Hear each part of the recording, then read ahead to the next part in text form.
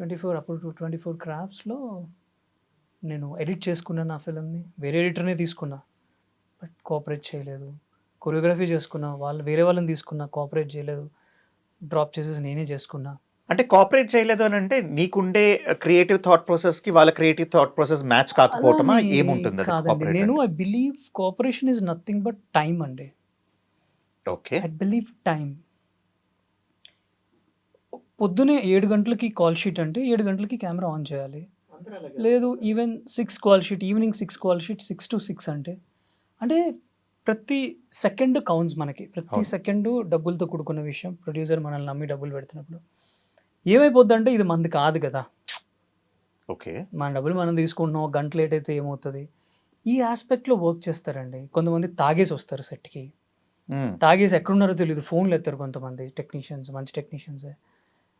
ఇవన్నీ కొంచెం disturbed because నేను తాగనండి. నాకు అలవాట్లేదు బేసిక్‌గా. I don't booze.